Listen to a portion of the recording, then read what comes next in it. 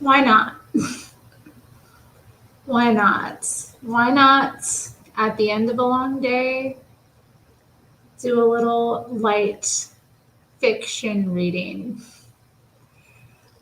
Yeah, so I'm gonna continue on today. Excuse me, I'm moving my phone. I'm gonna continue on today with the Ghost Theater by Matt Osman. Put it up on camera here. Lovely book. Lovely fellow who wrote it. I'm sure he's watching, if not currently, but on catch up. Shout out to Matt, my favorite Suede member. Just love him. So, let's see. Let's continue. Hi, Gregatron. The good book. It's a good book. I mean, there's parts of it that I've been kind of like cringing at, but that's okay. I think it's kind of brave. Historical fiction is brave. Like, and to like weave real life characters into these stories is also brave. So I like that aspect of this book. I've been enjoying that. I've also just enjoyed reading a fiction book. Like, I really don't read fiction most of the time. So it's a nice kind of escape. I find like it's a longer book, but than like some of the other ones I've read on here. But like, I don't know. It's fun. It's escapist. Nice little fantasy and an otherwise, you know,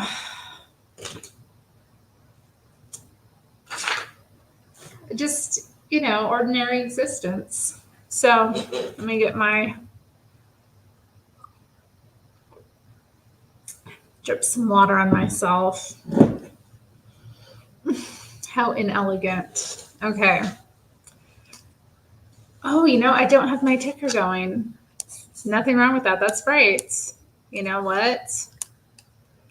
Jesse says to watch The Thrills, right? And he told me that when I called him, I think the first time, called him maybe 3 times. I think the first time he told me to watch my Thrills, and I am a thrill addict. It was just kind of interesting. He picked that out of me like right away. He didn't even need to. Maybe he was aware of me in chat because he has read some of my chats out before that were kind of like insane. You're at work? Well, good for you. I know. I find it comforting to watch people live when I'm working. Have it on, especially because a lot of my work, I need background noise. Like either I'm listening to music or listening to podcasts or, an audiobook. So I do enjoy having, you are dedicated to your thrills. Dedicated, that's interesting. I know, I guess, and maybe I justify it because my thrills, I see them as mild compared to like what I judge in other people as really, insane thrills, I'll sit around judging other people's thrills, but then when it comes time to look inward and be like, yeah, here I am thrilling again. Here I am having a little thrill. Why can't I just let myself be bored? Thrills are too much fun. It's hard to let them die. Jeez. Are they wrong too? Like, I also wonder that. Like, is it wrong to have a thrill? I don't think it is. I mean, I appreciate Jesse, but sometimes I feel like he's so masculine in so many ways that he doesn't really, I don't know. I'm kind of getting into my it's like this, like he comes across sometimes as like this stern father who is like, no, we can't have any fun at all. No, we can't spend any money here at all. And like kind of forgetting that, life is to be enjoyed as well. And yeah, I don't think that's what he means exactly. It's clear that, he has joy, you can tell, but yeah, like video games in the gym, swords, my thrills, my little coffees. Love going out for my little coffees, getting dressed up, you know. Um, I don't know, like trolling a bit. That's a thrill for me. Laughing, making other people laugh, especially, you know. Um, yeah, just getting things done as well can be a thrill for me. I really enjoy like setting goals and like executing them, especially like when it comes to work. For me, I have to game work. I can't work if I'm not making a game out of it, which has been something that I like add to workplaces a lot, especially when I used to like either work in office or like work directly with my coworkers. I kind of bring that element of trying to make it fun. That's just kind of my nature. So, yeah. eh, But I also like work, like, I also am like a workhorse too in like workplaces a bit. Like old reliable Terry, So I don't know. Yeah, there's something about that. Uh, but I mean, yeah, so I guess I get a thrill out of that too. Interesting that we're talking about thrills. Zenny's here. He says that breakdancing is a thrill. Yeah, like so many things are thrills. Even reading my little story, my little historical fiction live. I'm doing it live, I'm not reading it in privacy, Maybe that would be like the correct thing, read my little book in private in bed. I don't know. I'm not much of a before bedtime reader though, honestly. Like I've not really been one to read before bed much. I've tried to make it a habit, but it's just not a time I like to read. What about roller coasters? I think JLP's in bed. It's almost 7 o'clock and it's Friday night. He tired. Maybe he got like a massage and then he went home and now he's got his feet up and he's had his like shower, he's in his robe, he's got a face mask on, he's got his slippers on. You know how old people like to be comfy. He's probably got his feet up and he's comfy and he's either getting ready for bed or he's like watching the TV or maybe he's in bed just resting. A strawberry ice cream with peanuts and grape soda. Oh Lord. That sounds insane. Strawberry ice cream with peanuts. I mean, actually, that does sound good. It would have like a peanut and butter jelly effect, wouldn't it? Way better than like strawberry, like Neapolitan ice cream, strawberry, chocolate, and vanilla. Mm. Hot dogs with peanut butter. I mean, I'm not going to try it, but I get it.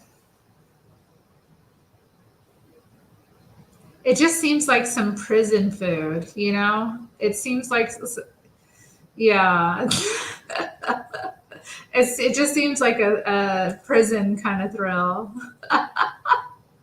Try it on stream, Terry. I don't know. That would have to be like a goal, Either I would have to like reach a subscriber goal or something. I don't know.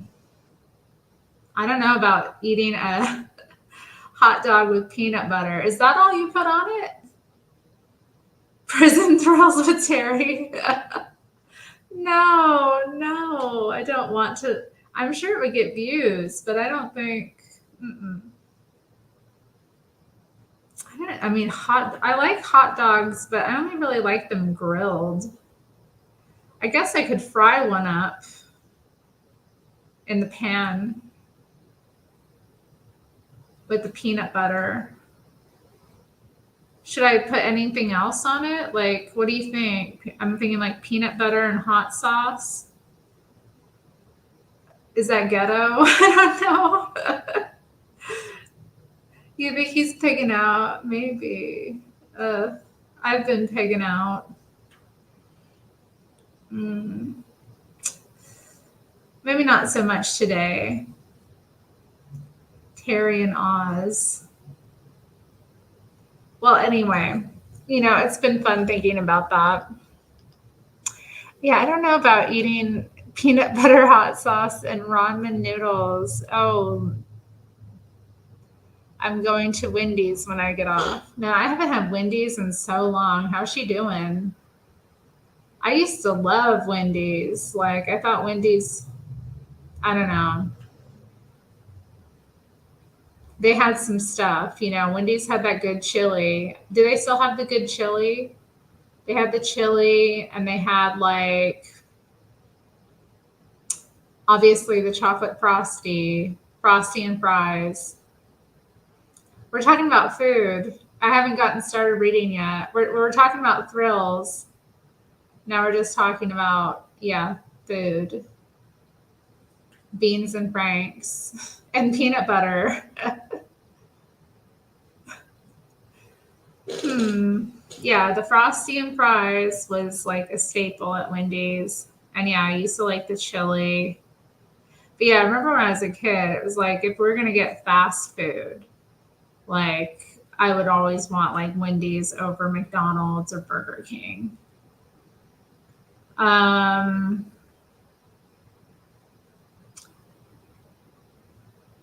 and then in my neighborhood, we had this like local hamburger place that was pretty cheap and had like better stuff. So that's usually where we would go for burgers. So yeah, I don't know.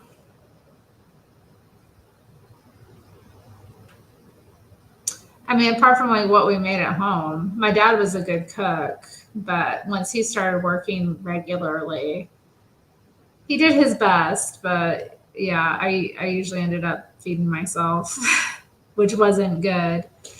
Okay, yeah. Well, anyway, let's get into the book. I've been talking enough about food and thrills. Put me on the Bluetooth. Yeah. Loaded Coney glizzies. I've never had one. What's on it? I've never even been to Coney Island. Maybe I should have went a couple of years ago when I was in the city. I got sick though, and I kind of like needed to rest towards the end of my visit, so didn't get done. Always looked fun though, Coney Island. Anyway, let's go into the book. Bruises bloomed under Shay's collarbone, and her elbow was swollen like an egg. Something clicked troublingly every time she moved her neck. Ooh. Ooh. Tonight's performance would still go on, surely. Evans didn't do cancellations, but that lead part had always been Nonesuch's. Church bells rang off to the east, and Shay realized with a jolt that it was only an hour until showtime. A river of people flowed towards the Blackfriars. Dutchmen with Holland's Leaguer whores in 5 guinea hats,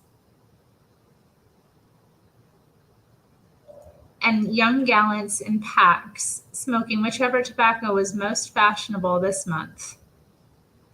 What's a Holland's Leaguer whore? Where's Tomas when I need him? Tomas, where are you? Explain it to me. I mean, what is it? Yeah, I'm like, what's Holland Leaguer?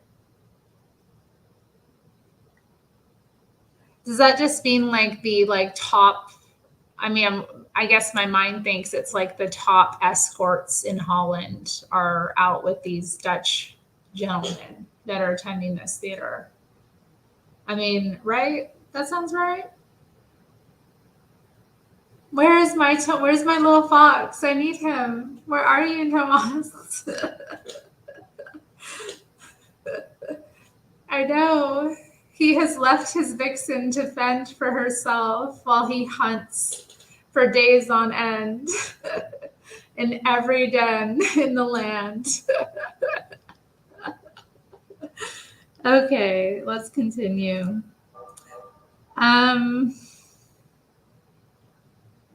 Evans's men came and went, but there was no sign of the man himself. A noise. Feet on plaster and hard breaths. 2 arms appeared, and then Nonsuch dragged himself up onto the roof. His face was red with sweat, and his hair was lank. He scooted over, and she wordlessly put an arm around him. She could sense the beat of his heart and the tremble in his arms. Oh, Shay and Nonsuch, what an interesting couple they make. Just a couple of like ragtag little hood rats, and they're, I don't know, so perfectly matched to one another in hell. Okay.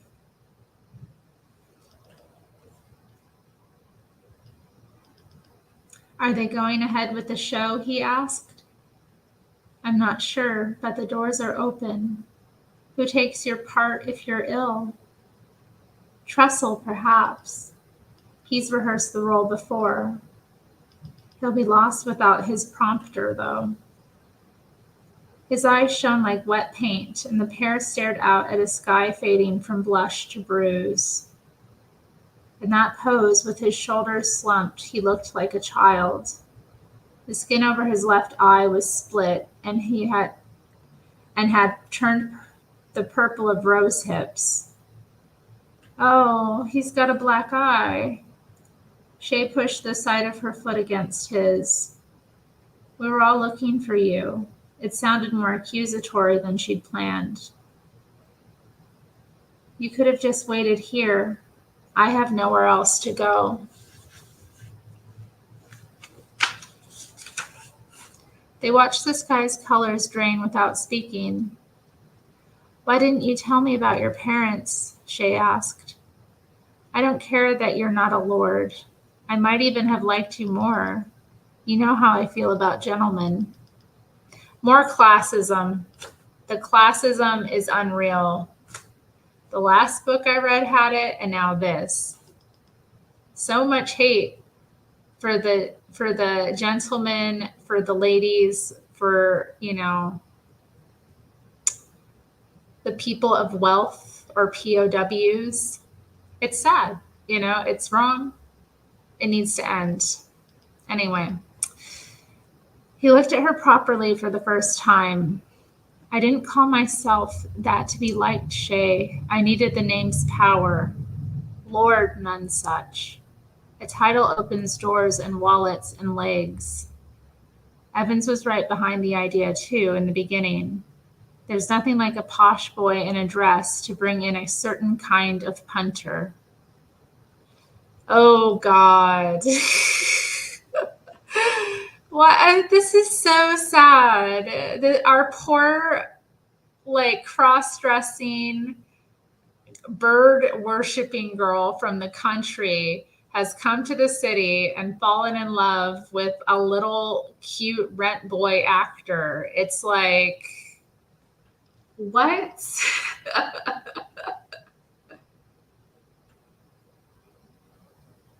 What? Are you serious? Is Eej Trills no longer with us? Oh, Eej.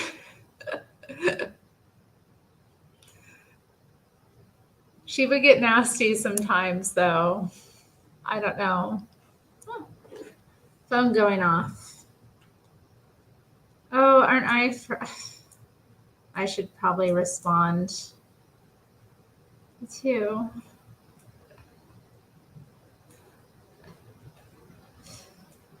Okay. Silly phone. Why does it draw me in the way it does? Poor Eej. What about Eej? My buddy Eej, my little troll friend. We had some funny chats together.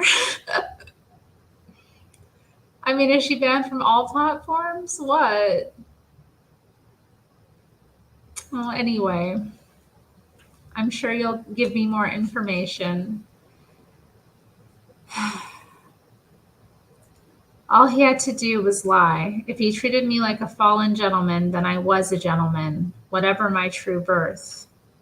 There are plenty of poor-born men who have made enough money to wipe out parents even humbler than mine. No, the name was all that mattered, a name like a spell. Lights were appearing in the neighboring houses, a glow like fireflies scattered across windows, and stars peeked through the velvet away to the east. Do you know how the queen transforms you from a man into a knight? He said. 7 words. I declare thee the lord of wherever. 7 words, and a man is raised up above all others. Names are their power, Shay, with swords in reserve. Nothing is more than that. He pulled his foot away, and Shay realized, with a feeling like missing a step, that he might be angry with her.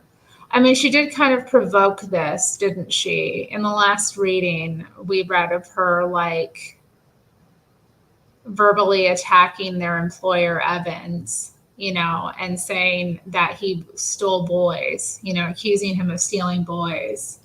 And then, she brings up her lover, Nonesuch, and this guy, their boss, is already irritated with her. So yeah. And of course, he's not been like honest with her either about who he is. He's never talked to her about his background at all. It's been a complete mystery this whole time. So it's kind of interesting how this is unraveling, to see, like, he's not honest with her. She assumes things because she doesn't know the whole story. And then she, attacks their employer with that. And the employer's like, in public,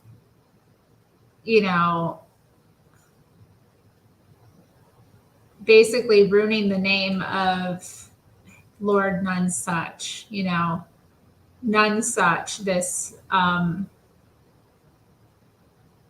boy that he's, he has been exploiting him. He's exploiting all these young men, but like, that's, reality,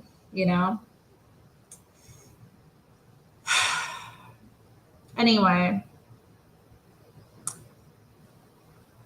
it's just interesting. So yeah, she lashes out, and because of her behavior, now he maybe have completely lost his position, and be unable to recover, like, the ruination of his, I don't know, mythology, his persona. Anyway.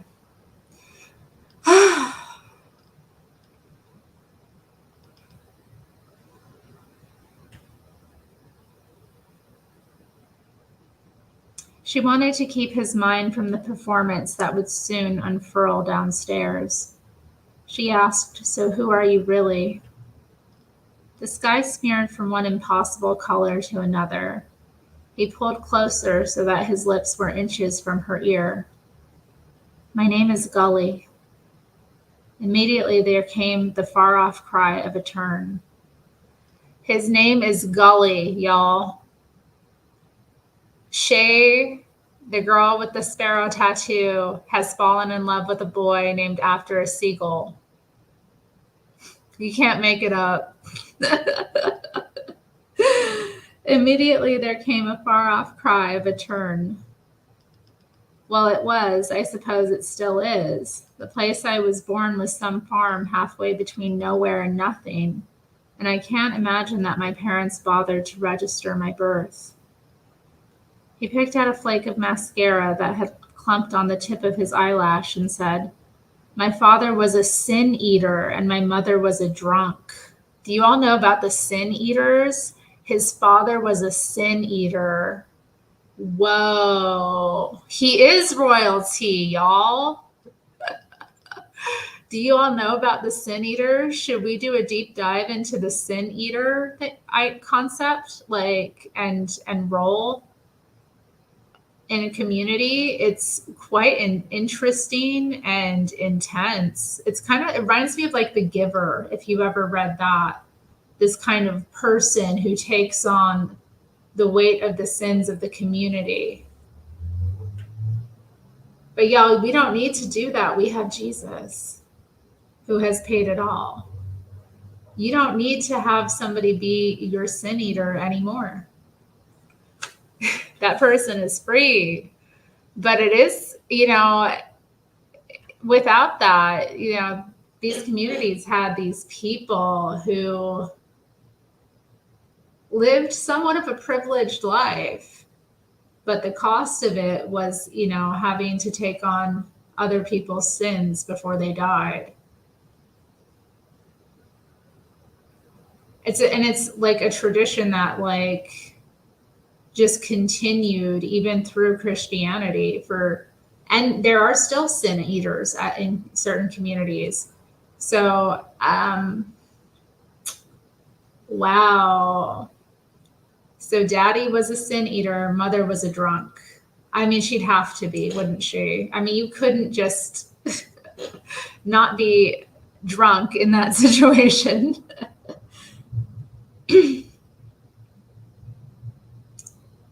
Actually, my father was a drunk too. Yeah, I'd imagine so. But he had to fit it in around his work. My mother would dedicate herself full time to drinking. "What's a sin eater?" asked Shay. It sounded like something from a storybook. He stretched his arms as if the memory were hunching him up. "It's the kind of occupation that could only exist in the back of beyond. Country people think that a dead man's sins can be transferred to another person, and that way the deceased might still get into heaven. And guess who would receive all those evils? A sin eater?" He nodded. "My father would be called out whenever some notorious local wrongdoer had died. A proper sinner, mind. He wouldn't get on his horse for anything less than manslaughter. The three of us would ride into some crumb of a village, and then he'd squat there by the coffin on this stupid little stool that he took with him, and the family would bring him a crust of bread and a jug of ale. The idea was that when he ate and drank, he'd be taking on all the sins of the deceased. You see, they have a type of communion with it, so they have to eat and drink alcohol. I mean, or I'm sure in different communities they did different sort of libations. Makes me think about communion that we do, in remembrance of Christ.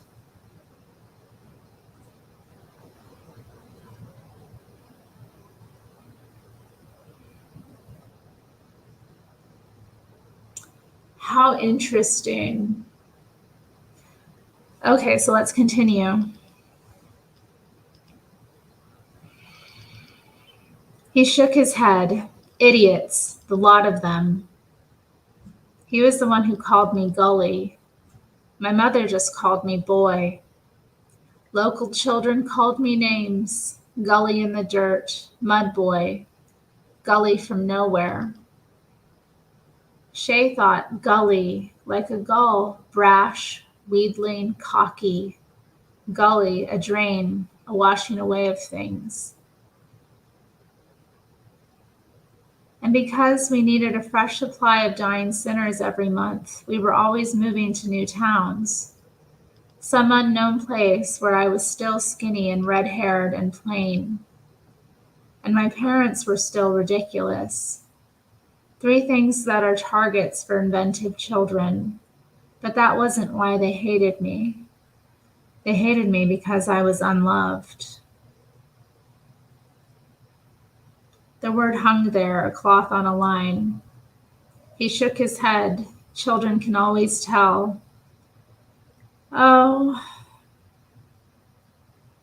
From the street came a cry, doors, and a dual thud of the entrance being closed up. 3 floors down, Trussell would be starting the soliloquy. Shay wanted to keep him talking. Tell me how you became nonesuch, then. At first she thought he hadn't heard. He sat alert, listening for the audience below. But then he was back into his stage voice. Evans didn't ask my name the day that he bought me. He and his men had arrived unannounced, like a rainstorm, on all horses, whose coats shone like leather. The rooftop was his theater now, and the sunset his scenery. He stood at the gibbet because that was the closest thing to a stage that we had. Nonesuch drew himself up and thickened his voice to do Evans. Boys who can sing, line up here. But there weren't many takers. The cleverer parents hid themselves and their children away. They didn't like the look of Evans's mob, those much-used scabbards, the facial scars. Just 3 boys were brave enough or stupid enough to step forward. The first was a pale boy, a hair short of an albino, twitchy, thin like a weasel. He started to tell them what he was called, but Evans brushed him off. I need a voice, not a name. The boy sang well enough, bit of gusto, a game attempt at high notes, but Evans waved him away before the first refrain. Shay could picture it so clearly, the wind across the thatch and the bare legs on the gibbet. A lad called Burns was up next, but he didn't even get to open his mouth. Evans sent him packing. The boy looked disappointed, silly goose. That told me something, though. Whatever they said, they were after something more than just a singer. The third boy, oh Lord, he was even younger, with a cap in his hand. And he moved like the gibbet was on fire. On the command, he opened his mouth, and then nothing. A man prodded him with his sword, and the crowd laughed as he pissed himself. A waste of Evans's time. Wow.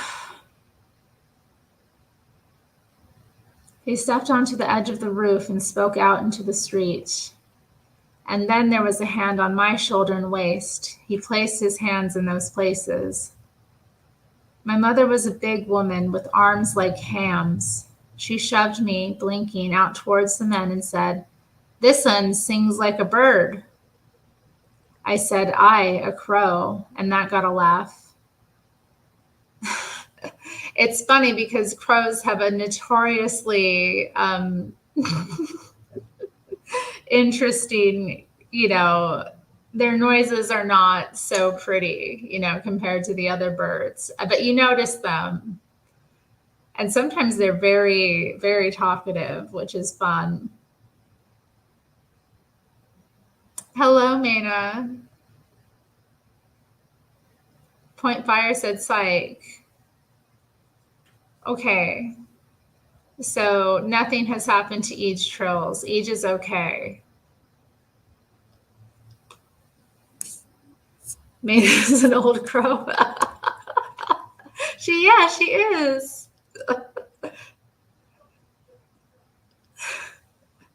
I like that. Yeah, she is a crow. That's why she's like tolerable. I trust crows though, man. You tick them off, they're coming for you. I respect them. They don't mess around, and we have tons of them about. They're like, to me, very much a wonderful part of like just the nature around me, Good evening, Yoda. Okay. He said he sings like a crow. So let's get to this story, okay? He shook his head again, answering some question that Shay hadn't asked. I wonder what Evan saw there that day. I look for it sometimes in the mirror. But maybe you can't see it in yourself, whatever it is. Anyway, his interest was immediate. He placed a hand on my head and turned me around, looking for God knows what, and then he guided me up to the steps. He stopped to cock an ear at some sound below. So my first time on stage was a gibbet. Fair enough. I died that day, and I'll die again. Oh dear. He pulled himself upright. He ordered me to sing, so I sang. Shay hadn't heard him sing before. He had a precise, colorless tone. Oh, the city folk come in their hose of gold, with their noses in the air and their brass so bold. Send 'em back with the boot up their arse. Send 'em all back with the boot up their arse.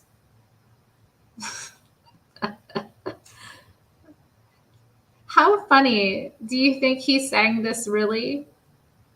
Or is it a story he's making up?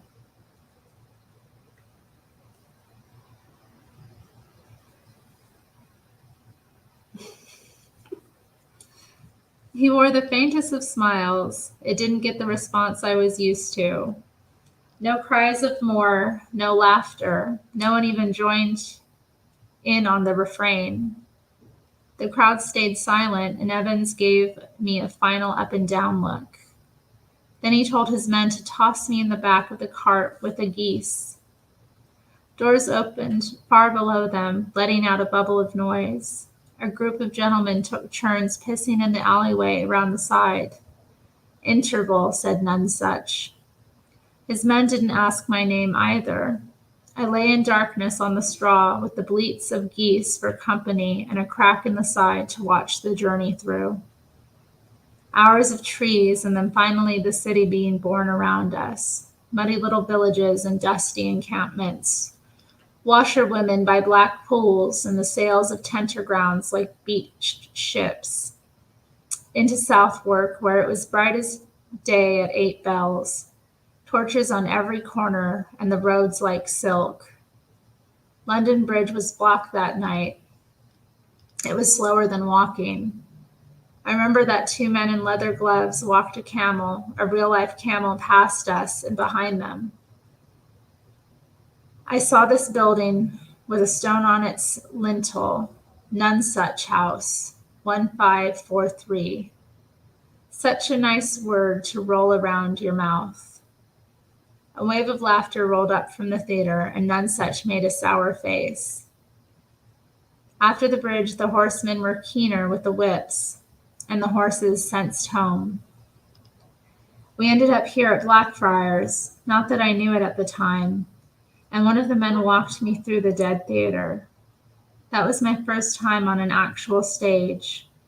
That feel of a church and the smell of a tavern. Down steps into a basement full of boys. 20 faces, not hostile yet, but ready to be. My captor pushed me forward and said, "New boy." Someone asked, "Does it have a name?" The night and the theater were quiet now. Doesn't matter who they might be, 20 faces is an audience. I waited.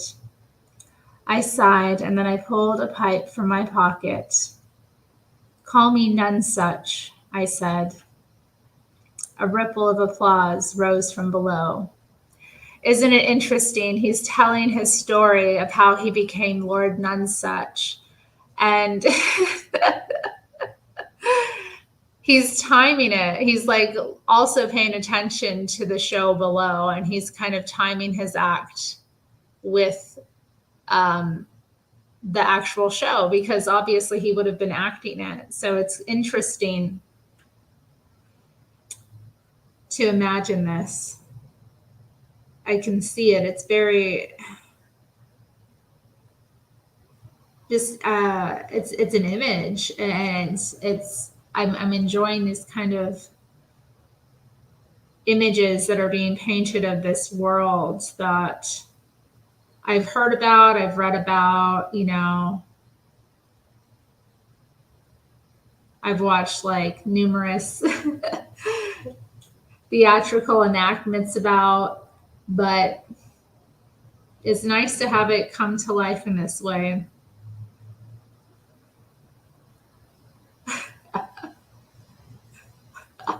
That's right. That's you I am.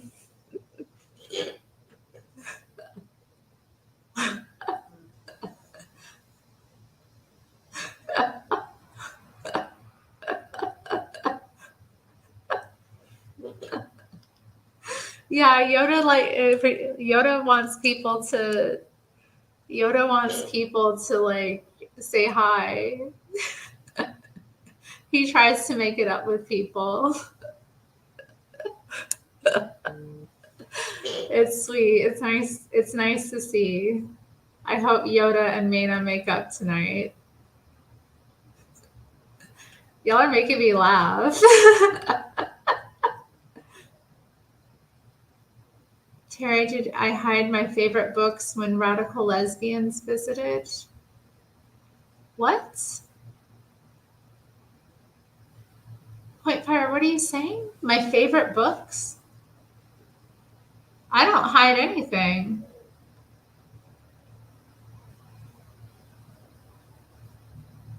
My favorite books. I mean, I don't know. I don't even know what you're asking. Like, what do you think my favorite books are?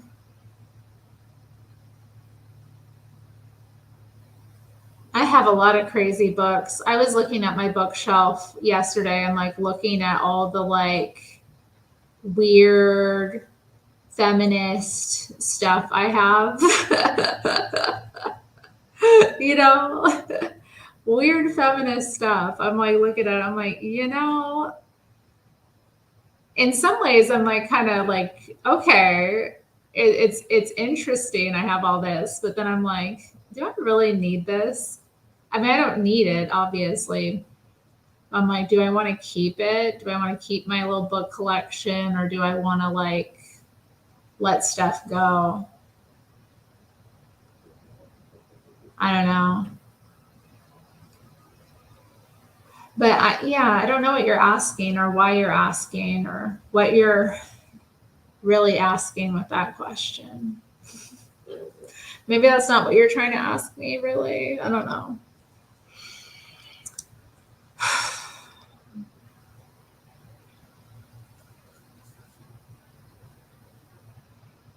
End of Act 2, Nunsup said. Trestle must have nailed the murder. He stood on the edge of the roof, a black figure against a black sky. In a week, I had my first speaking part. In a month, my first lead. There were few boys here who were pretty, and there were boys who could sing. A few were pretty and could sing, but not one of them could lie. When you've had a knife to your throat and 5 seconds to explain why you have a gentleman's pocket watch under your bed, he looked out into the gloom. Then playing Cleopatra, child queen of a continent and lover of the Caesars, is an easy one. They sat in silence for a while. There are other companies, she said, adult companies. His response was immediate. What do you imagine they think of boys like me? The animosity between the boys' companies and the adult troops was obvious enough.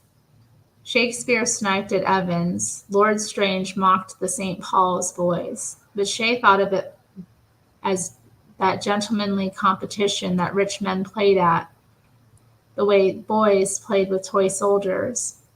She had never considered that Nunsuch or Trussell or the others might be combatants, too. I don't know, she said. They think, and this is a direct quote, that I audition well enough, a little flouncy, but nothing that can't be beaten out of me. But they would prefer a player who spent his apprenticeship learning lines rather than sitting on some gentleman's lap. This is awful. Like these characters, and that is so dark. I mean, Suede, that's one thing I like about Suede, I always did. I was always like, okay,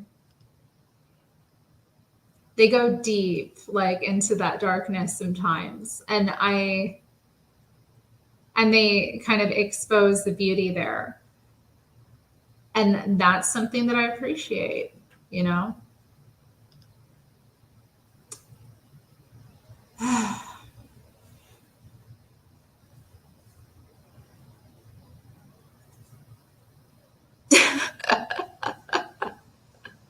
Whoa. Oh, yeah, he did. He got ticked last night. He was like not having it.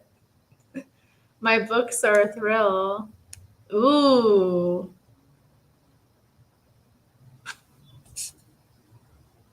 They didn't see the quality. What is quality sleaze that you highlighted? I think you've used this term before, but now I'm getting the feeling like I didn't understand what you meant. Is this like a term for some kind of dirty book? I'm not that kind of girl. Anyway. Man, Mayna's getting it tonight.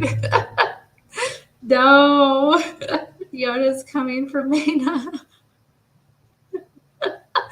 It's happening. Oh no. Mayna.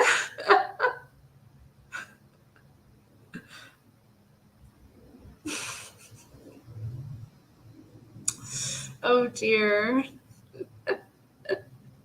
It's all good. I mean, it's fun. I just know you're going to be piping this up next week. You're going to be like, okay, it's Mayna's turn. Get her in the JLP chat. Get her over here. Get her over there. See where you can get Mayna. It's good. It's all publicity, right? Mayna. It's Mayna's time to shine. Let's see how she does. Okay.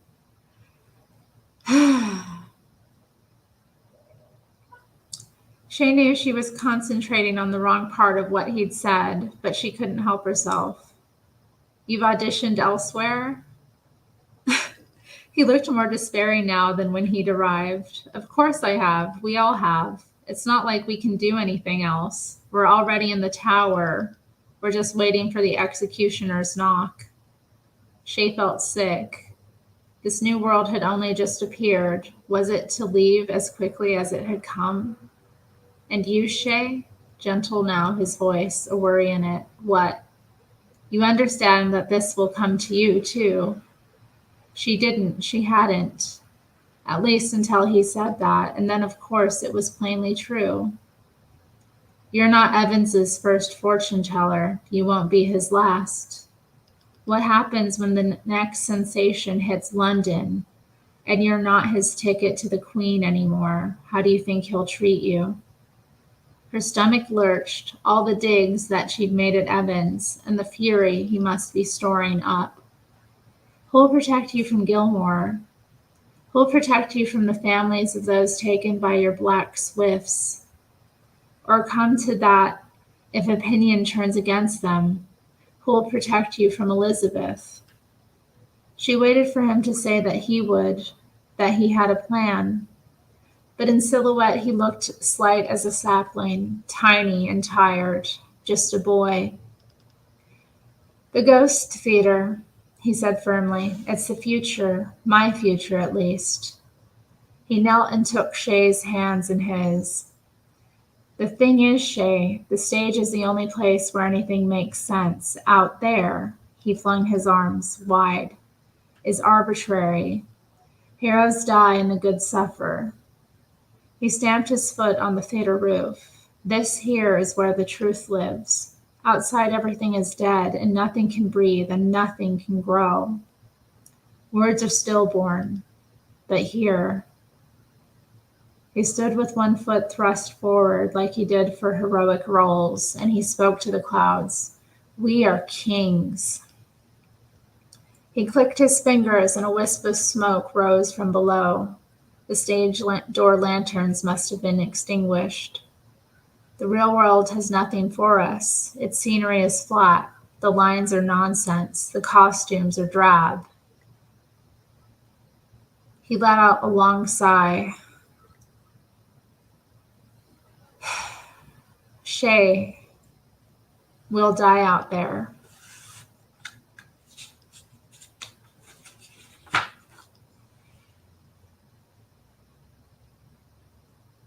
Oh dear, they are in a pickle. Lin Yanshin has me blocked. He finds me distracting. It's okay. But yeah, it would be amazing. Hello.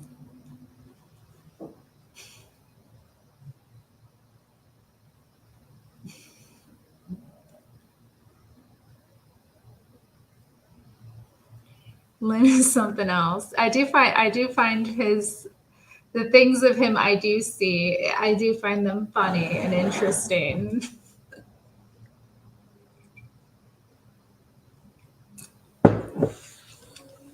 So I know I'm missing out. But hey,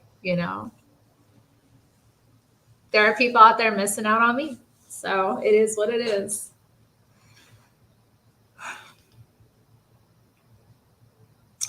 The new year brought the plague. It and the Ghost Theater were the only shows in town. The plague opened on Crooked Lane, and by the end of the month, every second house was boarded over, and nearby residents were packing their valuables and shoeing their horses. The Ghost Theater countered with midnight performance atop the London Bridge water wheel. Nonesuch was chased by men in black leather up to the apex, where he dived like a kingfisher into the void below. Afterwards, a gang of prentices torched ships from the Butthole Wharf to Costume House until it looked as if the very river was in flames. February came and the plague turned Billingsgate into a ghost town. Langbourne, Candlestick, and Dowgate wards fell soon after. A royal trip to Norfolk was surreptitiously brought forward a month, and once Elizabeth was gone, the rich drained from the city as quickly as the poor had. The queues outside Shay's room dwindled until she was lucky to tell 2 fortunes a day. The Ghost Theater gave the plague a run for its money, though. In March, they set up a mock gallows at Tyburn and charged a penny to hang straw men dressed in any costume you choose. Laughing boys executed lords and slave owners, politicians, and priests. Nonesuch took all of their pennies for himself, and Alouette, Blank, and Shay looked the other way. Who knew where he stayed now? They at least still had roofs over their heads. The plague went west and the plague went north, rushing through the poorer streets like floodwater. Each day another theater or tavern closed.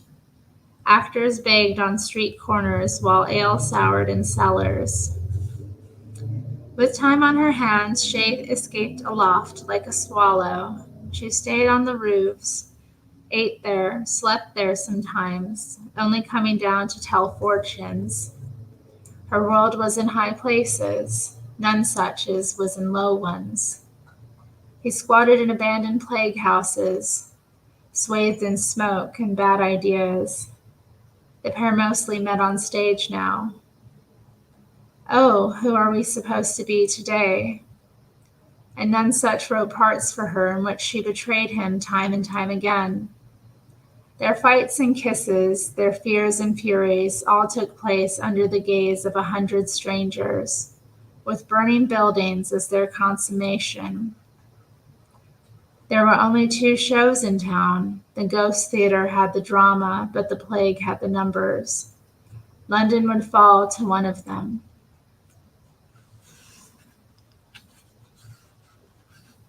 Wow.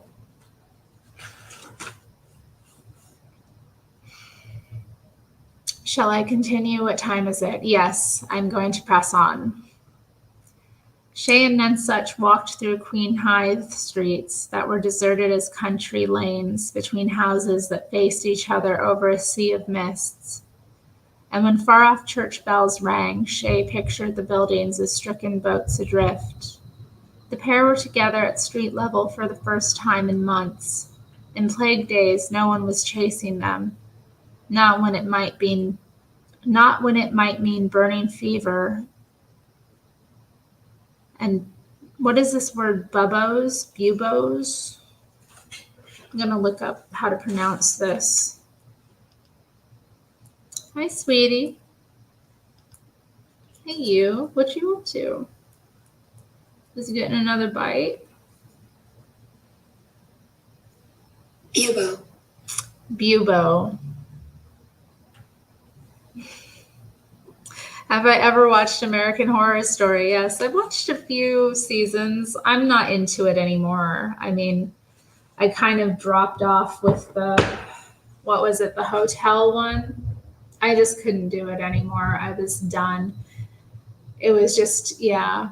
The first few seasons, though, I mean, really were something incredible. And I was actually thinking about the Coven series this morning.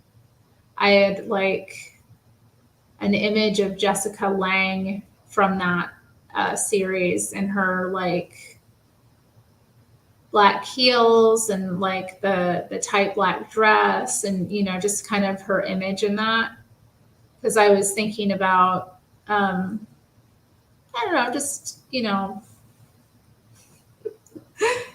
I like, you know, I like to look at women's style and fashion, you know, and how style communicates certain things, you know. So I liked the first 4 seasons. I loved the second season. That was like spooky at times. I got really like, I don't know, sick watching it.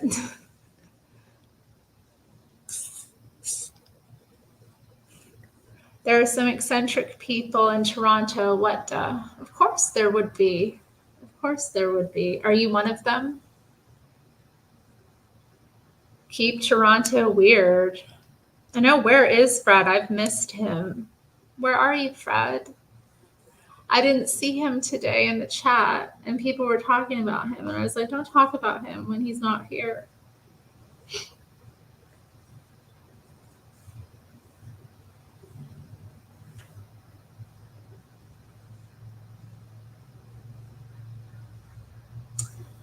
But that was just me being a mama.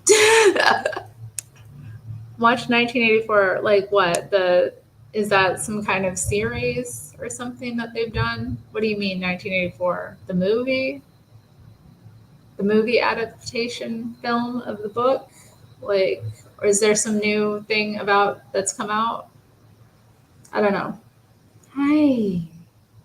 Look at you.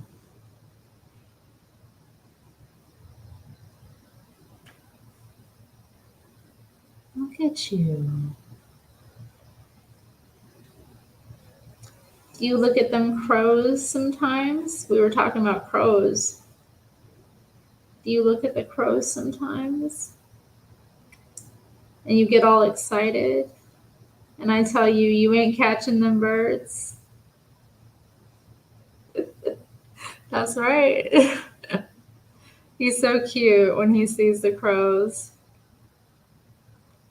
Because sometimes early in the morning, they'll like perch. Morning and like, you know, at dusk. At dawn and dusk, they kind of come out and do, you know, their rounds. I love their society. They just have a very interesting way of organizing themselves. But anyway, yeah, he'll usually he'll be in the window. And when that crow comes out and perches, he'll start making noise, you know, cawing at me. And I'll come over to him and I'll be like, yeah, you ain't catching that bird. I'm not letting you out there. You ain't gonna catch that bird.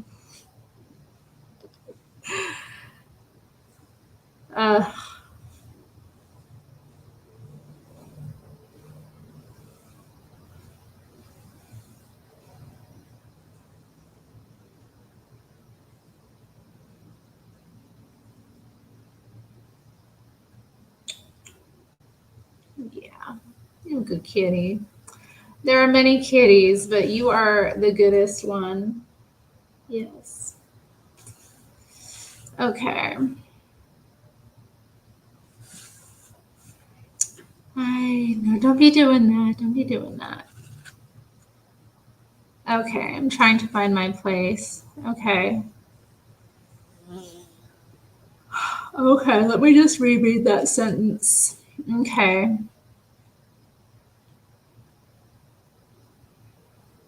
Okay, so in plague days, no one was chasing them, not when it might mean burning fever and buboes at the armpit. So they could sashay down the center of Trinity Lane like two gallants at St. Paul's. She would never dare say it, but Shay found London beautiful in times of plague. She loved the fires that burned on every corner as mountains of infected clothes and bedding blazed, adding a layer of smoke to the haze. From a distance, there were ghostly adding of a layer of from a distance they were ghostly will-o'-the-wisps. But as you neared, you heard them pop as fleas and ticks sizzled and died. The pyres threw handfuls of bright embers up into the air, which fell later as black as snow. None such guided her across the lane. They were 10 steps behind two plague doctors in floor-length black cloaks that beaked metal masks. None such followed a trail of rough gray smoke that came from the burning herbs, camphor and cloves, laudanum and rose petals in their metal beaks. The doctors' cloaks brushed the floor, making them appear to glide over the rutted ground, and Shay and Nonsuch drifted in the wake of the burning petals and the tapping of their canes. Tap, tap, tap, tap, tap. They looked mythical in the dreamy air. Yeah, I imagine so. I imagine it would be quite a time to be alive.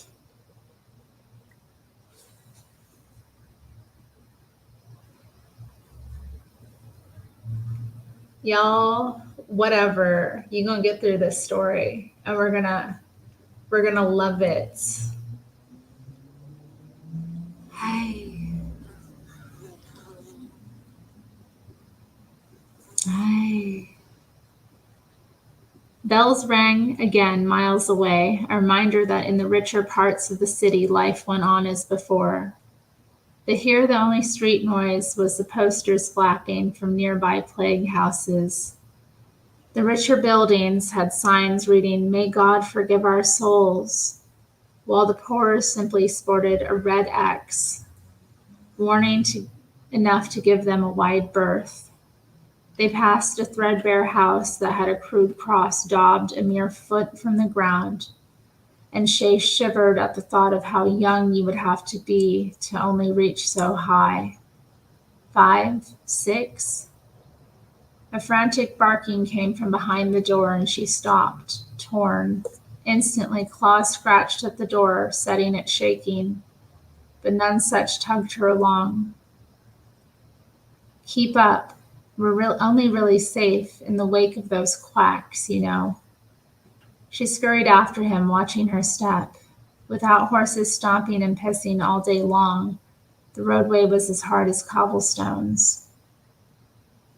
Nonsuch said, "The plague is a great opportunity for you, you know. All the other theaters are closing. The King's men have gone up north somewhere. The curtain has plague houses on both sides, so even if the players turn up, the punters don't. It doesn't matter if London is quiet, the Blackfriars is the only game in town." He pulled his blade from its sheath and ran through some moves, carving shapes into the mist. He turned to face Shay with one hand held behind his back. "They have left London to the brave." He touched the knife tip to his chest and made a bow. "And the foolish." In a moment the blade was at the tip of her throat. She swatted him away. The plague doctors turned right, snuffed out by the mist, and Shay and Nonsuch turned left. It was like walking from a dream. The west of London was busy still, and the mist was starting to burn off. Nonsuch pointed at a cartman who was nodding sleepily in rhythm with his horse's hoofbeats, and whispered, "Come on." He lifted Shay up onto the rear of the cart and then swiveled up himself. The board shifted under their weight, but the driver didn't churn. Nonsuch whispered, "Our town carriage." Shay kicked her feet in the air and watched the city rush by like water. Shop tables were piled high with hosiery and vegetables, cold slabs of meat and bolts of fabric. Prentices yawned in doorways, stepping aside for women in headscarves, in ruffs and sables. Carts thundered while horsemen wove in and out of the slower traffic. Signs creaked in their brackets and buckets were emptied from third-floor windows. It made Shay feel tiny, the sheer weight of it. How could one street contain so much? And this street was only one of hundreds. A mad whirl of men and animals and colors and sound braided until it became some hybrid beast of a legend.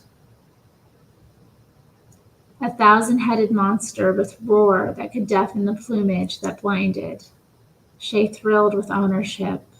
My city, my people. It all seemed glorious, even the reek and sweat, the slime and stone. "Wake up, Dopey." Nonsuch prodded her as they neared the junction,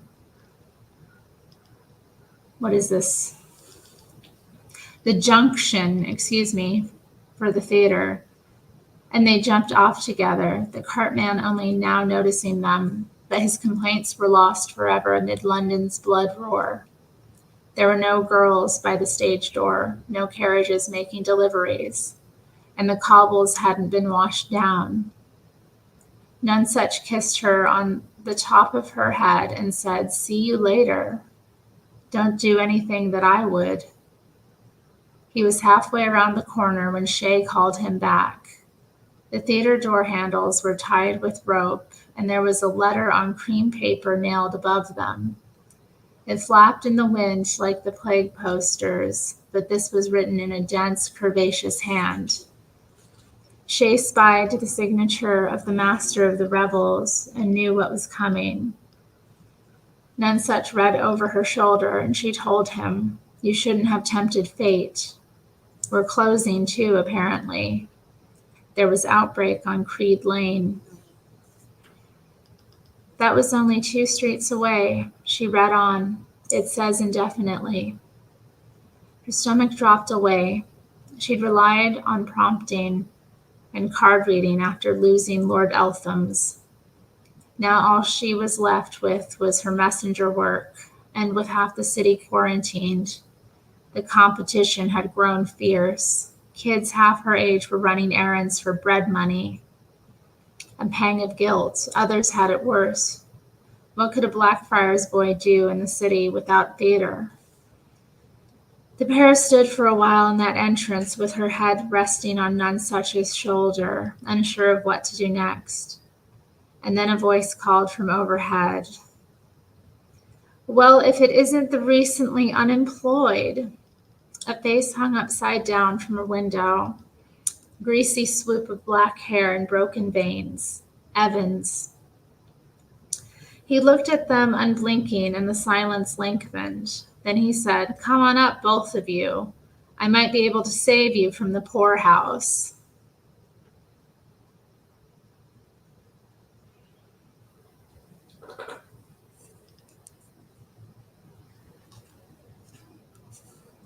Oh, okay.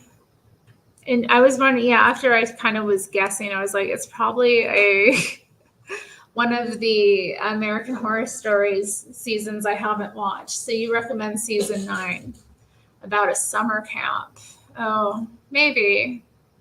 It is becoming that time of year. I want to watch something spooky,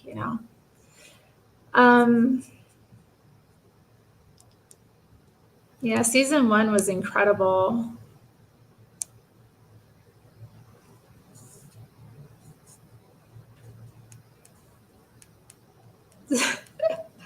Okay, so Yoda's asking top 3 movies. Point Fire said Blade Runner, good one. Clockwork Orange and Mad Max. How about me? Okay.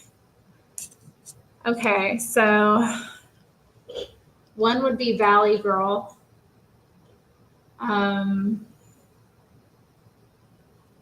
Let's see. What's number 2? Oh God, what is number 2? It's tough.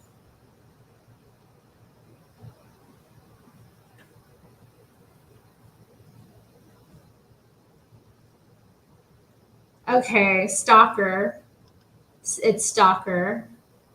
Okay, so we have Valley Girl, Stalker, and top 3. This is tough. Valley Girl, Stalker. What's going to go in my top 3 as of September 20th, 2024? Who else is going to make the top 3?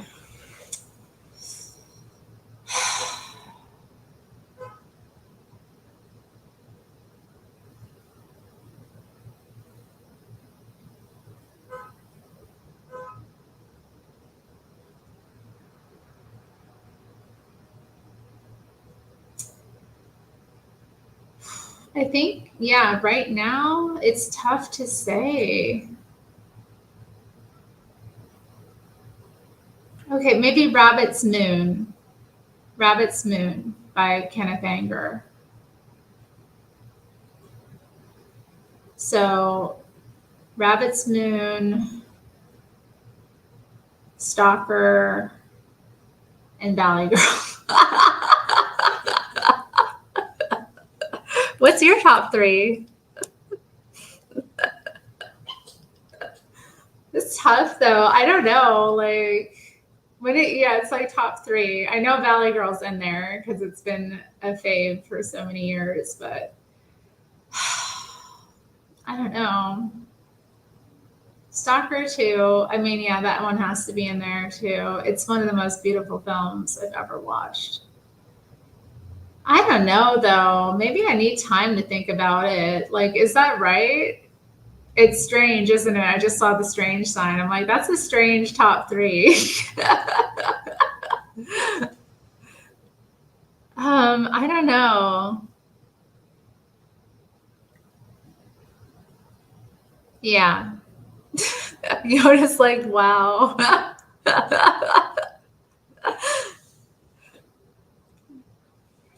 I've never seen Driving Miss Daisy. I probably should watch it. That would be interesting. That's one I should visit, actually. Analyze what's going on in that. You know what? There's so many films I need to see. You're thinking, I mean, I love films. It's like, and as I'm like answering that, I'm like being like, I could probably like I don't know, it's hard. But I would feel like bad, I guess. These films are like, ones I would be like, if I didn't tell people about, they wouldn't know how good. Remember that movie Amelie? Of course, I loved Amelie. I love Jean-Pierre Jeunet. Me and my friends, we got into like watching all of his films in high school. Me and my girlies, we were like, yeah, this is the stuff. I loved The City of Lost Children. That was like, I think my favorite of his films. Just, oh man. So beautiful. Gregatron says Star Wars Episode 3, Revenge of the Sith. Good God, really? Lord of the Rings, Star Wars Episode 3. All John Hughes films and Flash Gordon. Yeah, I love John Hughes. I was like, oh, is a John Hughes film in there? Because I'm like, do I kind of want to say The Breakfast Club? Yeah, I don't know.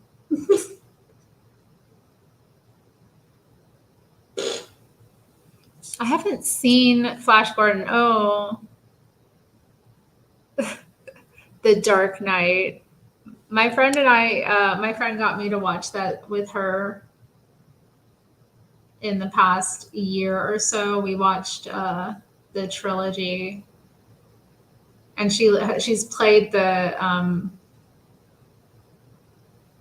theme song for me a number of times on piano. It's been fun.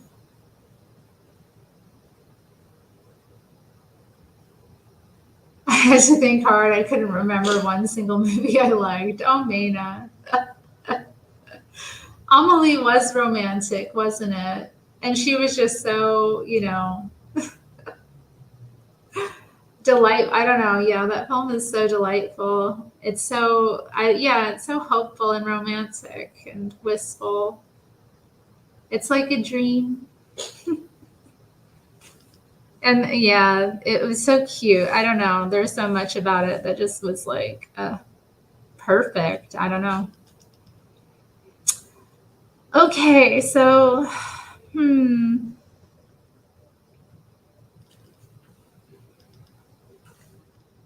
Only now did Shay realize how run down the theater had become in the preceding months.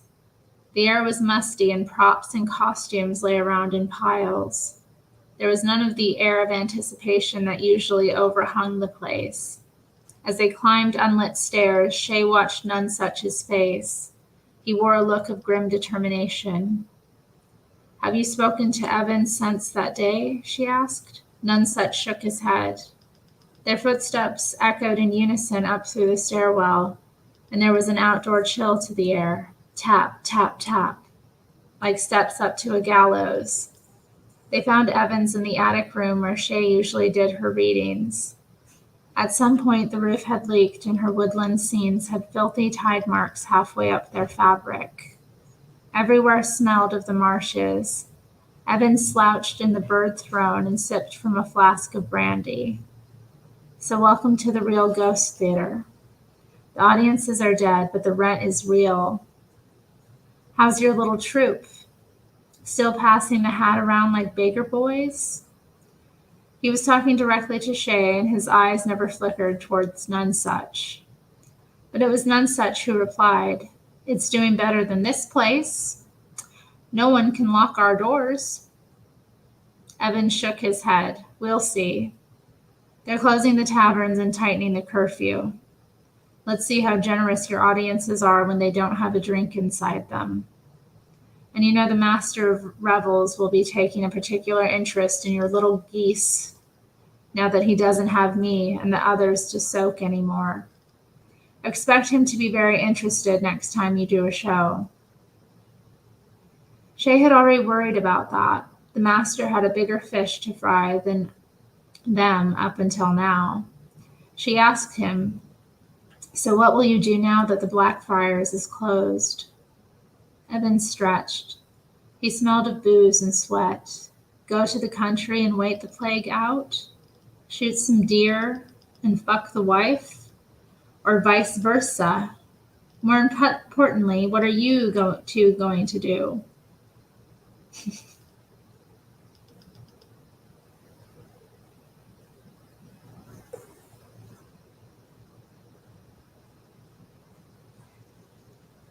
He still pointedly only looked at Shay, and she could tell that it emboldened Nonsuch.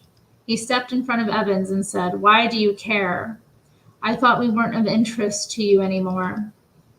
"You're not, but I've had an offer to send the Blackfriars boys out on tour. There's no plague up north yet, and all they have for culture is clowns and puppets. It's possible that a couple of London plays and some actors they've heard of might make a packet."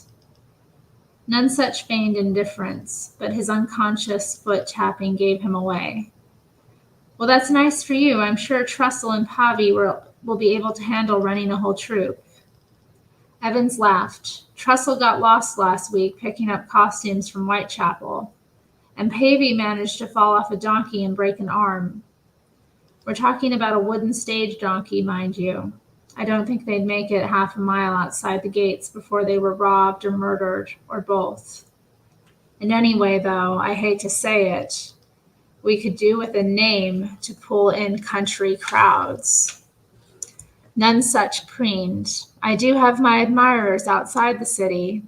Some sheath still sends me fresh wood pigeons every week from Kent. The look on Evans's face was pure delight. Well, that's lovely for you, but I was rather thinking about the sparrow. She'd be quite a draw up north. Shay was barely used to being recognized in London. She kept quiet as Evans spoke. It's a bit less sophisticated outside the walls. He looked at Nonesuch. You're going to hate it. But a bird girl who tells fortunes and speaks in tongues? Maybe. It helps that no one is quite sure what she has in her trousers. And she knows the Queen. Now that might shift a ticket or two. He laughed again. Don't pout, Nonesuch. I'm sure that in the bigger cities they'll want whatever was hot in London. Give them your Lucifer or do the Chronicles. But once you get to the deep countryside, it's going to have to be all bird calls and trances. He spoke as if it were already decided, and Shay felt this pull of it. All of them together again and no looking over shoulders. She imagined nights sleeping under horse carts and starlit performances and weeks of Nonesuch bored and well-fed in her arms. Lonan in Birdland would be miles away, making her absence a necessity rather than a choice. She kept her enthusiasm hidden, though. Why would we need you? She asked. We can tour on our own. Nonesuch knows whole plays off by heart. Evans turned back to her. Be my guest. All you need is costumes and scripts for the rest of the players. Oh, and contacts in the theaters, carriage drivers, horses, provisions and water, maps. Oh, and then there's this. He produced a piece of paper from inside his jacket. The Queen's warrant. Remember, I own you two. He pushed himself upright. Give me £10 and it's all yours. You can keep the profits. I'm not chasing you halfway across the country for a couple of shillings a week. £10 was an impossible sum, and Shay cursed herself for getting carried away, but Nonesuch didn't hesitate. He reached out a hand and said, It's a deal. Give me 2 days.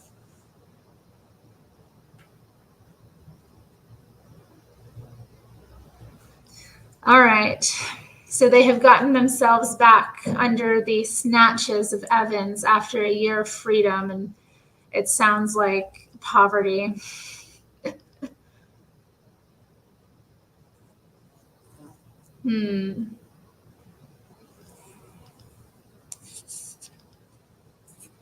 You haven't been to a theater since cell phones came out? Are you serious? You don't like to go to I love going to the theater. I love seeing movies in the big theater. It's fun. I remember that episode. It was cool.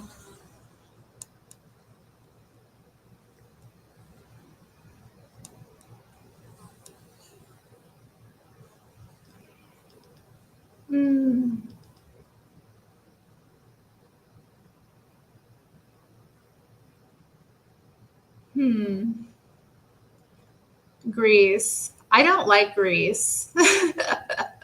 Is that wrong? I really don't. I don't know. I don't like it. I thought it had a terrible message, honestly. It had a really terrible message. And it was really hokey and cringe. I don't know. I don't like it. Like, I don't get it. I remember the first time I saw it, I just was like, what? People are into this?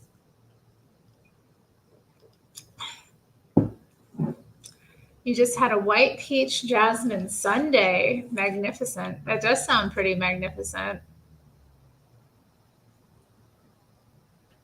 White peach and jasmine ice cream. Dang, Zenny. Shout out to liberal cities and that bougie lifestyle. Flip. Zenny's out getting his hipster food. That sounds so good. It was a musical. Yeah, it was a musical. I sometimes like musicals, not all of them though. Anyway, so I don't know. I'm going to stop where I'm at because it's just about 8 and I didn't really want to go past 8 tonight. So yeah, we're at chapter 30 and our lovers, Shay and Nunsuch, or Gully, as we found, have gotten themselves back into this snare of Evans. We're getting somewhere in the book, yeah. We've gone well past over half now, so it's winding down. Hi, Harmony, good to see you. How much more? I don't know. Probably another week. We'll see. We'll see what we're able to get through. I don't know. Or, maybe I'll plow through it. We'll see. We'll see how I do. But yeah, thanks for being here, y'all. Thanks for chatting and watching and saying hi and all. But I want to get myself to bed early tonight, so gotta go. But I'll see you all another time. I might go live tomorrow when I'm doing my nails. So yeah, till next time. Bye.